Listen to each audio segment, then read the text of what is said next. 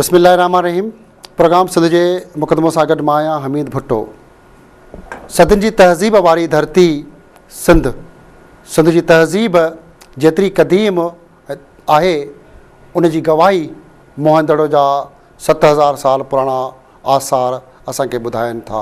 7000 साल अॻु जेकॾहिं पोइ हिते असीं ॾिसंदासीं त मोहनदड़े जूं जेकी ख़ूबसूरत भितूं ऐं उन जी जेकी बीहक आहे उन मां वाज़े सबूत मिले थो त असांजी तहज़ीब तमदन दुनिया जी शाहूकार क़ौमुनि खां घटि कोन्हे को। कंहिं बि क़ौम तहज़ीब तमदन खे ॾिसबो त उन क़ौम तहज़ीब ऐं तमदन खे वाध वेझ लाइ माण्हुनि जो उथणी वेहणी रहणी करणी उन मां अंदाज़ो लॻाइबो आहे। ऐं कंहिं बि क़ौम जी तख़लीक़ में हिकु किरदारु हूंदो आहे माउ जो, भेण जो, हिकु औरत जो। ऐं औरत ई उहा आहे जेका हिन माशरे खे संवारे थी, सींगारे थी ऐं उन में निखार आणे थी ऐं बहितर हालतूं ॾांहुं वठी वञण में हिकु औरत जो ई किरदारु आहे। सिंध जी औरत सदियुनि खां वठी पंहिंजी धरतीअ खे, पंहिंजी ॿोलीअ खे, पंहिंजी क़ौम खे घणो अॻिते वठी हले पई। सिंध जी औरतुनि सदियुनि खां वठी हिन धरतीअ ते तमामु घणो पंहिंजो किरदारु पाण मल्हायो आहे। का बि सिंध जी औरत हुजे हुन कॾहिं बि पुठिते कोन पेर पातो आहे, हुन हमेशह सिंध जी सींध सवारी आहे। सिंध में हज़ारी अहिड़ी औरतुनि जा मिसाल मिलनि था जेके औरतूं हमेशह सिंध जो घाट ऊचो कयूं, अॻिते वधनि पियूं। अॼु जेको सिंध जो मुक़दमो आहे उहो सिंध जी औरतुनि जे हवाले सां आहे। सिंध जी औरत हिन वक़्तु हिन माशरे जे अंदरि जेको भोॻे पई, जेको हुन सां अज़ाब थिए पियो, जेको कुझु वहे वापरे पियो, जेके ज़्यादतियूं थियनि पियूं, जेके ॾाढायूं थियनि पियूं, खोड़ सारा सिंध जे औरतुनि सां मसइला आहिनि। अॼु औरतुनि सां मसइलनि ते मुश्तमिल मुक़दमो आहे ऐं मुक़दमो आहे सिंध हुकूमत ॾांहुं। सिंध जो मुक़दमो असां सां गॾु आहे सिंध हुकूमत जे औरतुनि जी तरक़ी वारे खाते जी सूबाई वज़ीर तौक़ीर फातिमा भुट्टो साहिबा। अदी अव्हां जी महिरबानी जो अॼु अव्हां असांजे प्रोग्राम लाइ वक़्तु कढियो। सभ खां पहिरियां त सिंध जो हिन धरतीअ जो इहो मुक़दमो आहे त सिंध जी औरत हिन वक़्तु काफ़ी अरसे खां वठी अज़ाब हेठि भोॻे रही आहे ऐं उनखे को इंसाफ़ उहो जेको मिलणु खपे उहो नथो मिले। 2 साल अव्हां जी हुकूमत खे थी चुका आहिनि ऐं औरतुनि खे प्रॉपर जेके उहे मसइला हल थियणु खपनि न पिया थियनि। उनजो कहिड़ो बुनियादी कारण आहे? बिस्मिल्लाहिर्रहमानिर्रहीम। तव्हांजे चैनल जे तरफ़ां हमीद साहब तव्हांजी शुक्रगुज़ार आहियां कि तव्हां इहो मौक़ो फ़राहम कयो कि हिन मुक़दमे जी मां जिरा सां गॾु थोरो दलीलुनि सां गॾु मां पंहिंजो पेश करे सघां जो ख़वातीन सां रिलेटेड आहिनि। सिंध धरतीअ जी तहज़ीब जो तव्हां जीअं ॿुधायो आहे, जेतिरे क़दुरु मां बि उहो तहज़ीब पढ़ी आहे और हुन तहज़ीब खे ॾिसंदे और जो माहौल खे ॾिसंदे असां शाह जो रिसालो पढ़ूं तो असांखे किथे बि उहो कारोकारी करे और अहिड़े तरीक़े जो को छा साईं औरतुनि जे किरदारनि खे ॾाढो अॻिते हिमथायो आहे। मारवी हुजे, सोणी हुजे, ससी हुजे, सूरत हुजे, हमेशह हिमत बहादुरी किरदार खे अॻिते वधायो आहे। औरतुनि बहादुरी किरदारु निभायो आहे, जो किरदारु अदा कयो आहे हुननि जी तहरीरनि में असां ज़ाहिर आहे हिकिड़ो सबक़ु हासिलु कयूं था। और हिन अज़ीम धरतीअ ते जो सूफ़ियनि जी धरती आहे, अमन जी धरती आहे, हुन में किथे बि तफ़रीक़ न आहे। बार बार मां हर चैनल ते हर प्लेटफॉर्म ते इहे चवंदी आहियां कि हिते वधि में वधि औरत खे मुक़ाम एतिराम मिले थो। उहो कहिड़ा माण्हू आहिनि जो हिन धरतीअ खे नापाक था कनि, वो बि औरत जहिड़ी हस्तीअ सां ज़ुल्म करे, तशद्दुद करे, हुनखे पंहिंजी वहशत जो निशानो बनाए। मां सम्झां थी क़ाबिल मज़म्मत आहे। पर तव्हां वरी अचो था कि 2 साल थी विया आहिनि असांजी हुकूमत खे, असां छा था कयूं? ज़रूरी न आहे कि को बिल पास करायो हुजे, ज़रूरी न आहे कि असां रोज़ रेज़ोल्यूशन टेबल ते पेश कयूं था। असां हिकिड़ो अहिड़ो प्रैक्टिकल वर्क कयूं था जंहिंसां वञी पंहिंजी हुननि जड़नि खे मज़बूत करे सघूं, जंहिं जड़नि में असांजे औलिया, असांजी अबे ॾाॾे, असांजी मुंहिंजे ॾाॾे जी तहज़ीब गवाह आहिनि। वो साबित कनि कि हा असां मुहज़िब क़ौम आहियूं और असां वराए उहो ई मुक़ाम हुनखे ॾियणु चाहियूं था जो कुझु माण्हुनि जे करे असां बदनाम थी विया आहियूं। हिन कोशिश में मोहतरमा बेनज़ीर भुट्टो साहिबा खे न यादि कयां और हुन जे लफ़्ज़नि खे न रिप्लाई कयां तो ज़्यादती थींदी कि मोहतरमा ॿाहिरि मुल्क रहंदी बि हुई। जॾहिं 88 जी गवर्नमेंट आई त हुन पंहिंजे मैनिफेस्टो में स्पेशल ख़वातीन जे लाइ ये सफ़र शुरू थियो आहे शहीद ज़ुल्फ़िकार अली भुट्टो ते बाबा आज़म बि शुरू कयो। पर जो स्ट्रगल मोहतरमा बेनज़ीर भुट्टो साहिबा पाण स्टार्ट कई और असां वर्करनि खे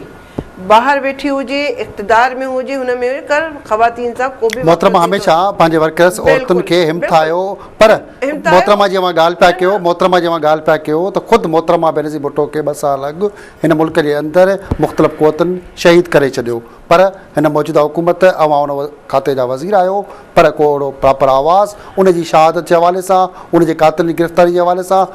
खोड़ सारियूं औरत पार्लियामेंटेरियंस आयो ऐं ख़ुदि औरत पार्लियामेंटेरियंस काकर्स सिंध जा सदर बि पिण आयो। हमीद तव्हां ये सम्झो था कि अगरि हिकिड़ी प्रॉपर और बिल्कुलु डेफिनेट अगरि असां रिपोर्ट पेश कयूं त उहो वधीक बहितर आहे।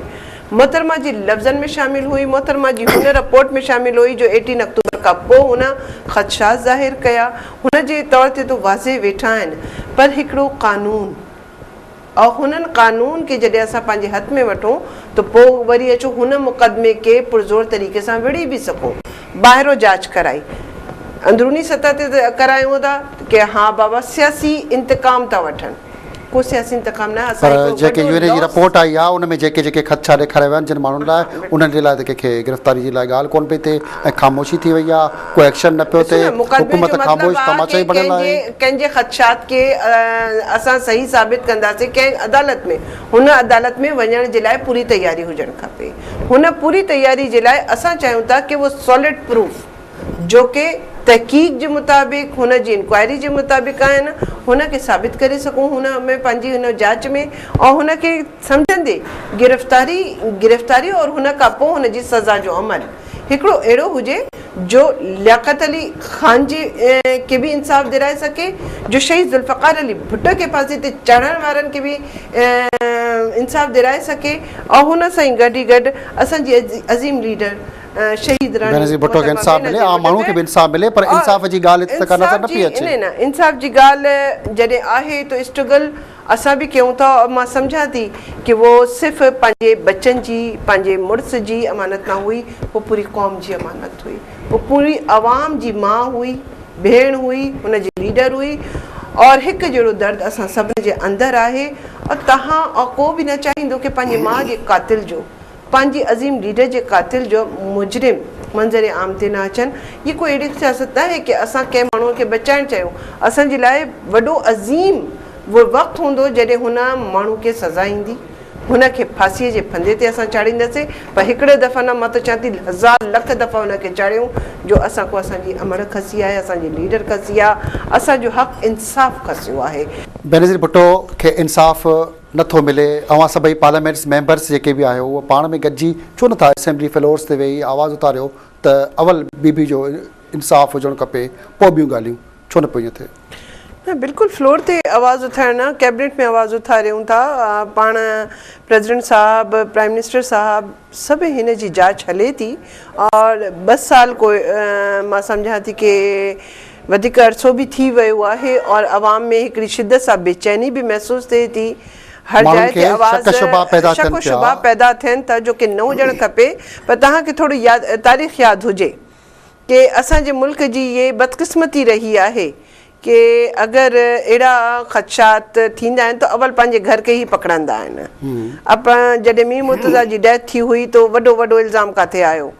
बीबी साहिबा पंहिंजे पैरनि जे लाइ रोए बि पई और पंहिंजे लाइ पाण ई उन मुक़दमे जो फ़ैसिलो कराए पई कि हुन जी गवर्नमेंट डिज़र्व आहे तो ये हिकिड़ो तरीक़ेकार बि हूंदो आहे ज़ाहिर आहे ये हिकिड़ी शदीद ख़्वाहिश आहे अवाम जी बि पाकिस्तान पीपल्स पार्टी जे हिकिड़े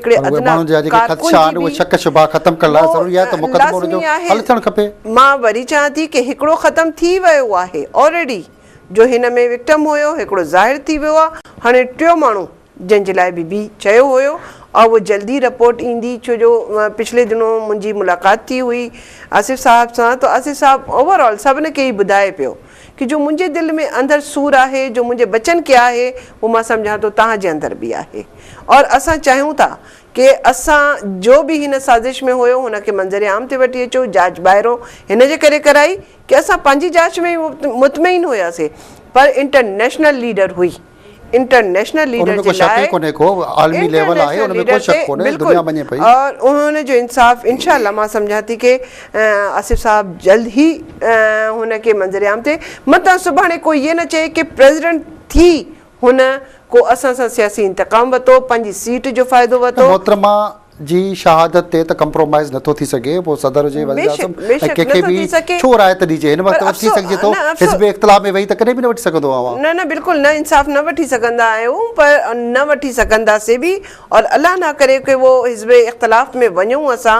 असां हिज़्ब इक़्तिदार में थी मोहतरमा जो इंतकाम भी वठंदासीं, मंज़र आम ते भी आणींदासीं, और जमहूरियत जी बहाली और बका जे लाइ जदोजहद के भी जारी रखंदासीं, जो कि मोहतरमा जो मिशन हुयो, ख्वाब हुयो और हुन जो मैनिफेस्टो हुयो। हुन मैनिफेस्टो के असां मद्देनज़र रखंदे असां सम्झूं था कि जो बर्निंग इशू हुया,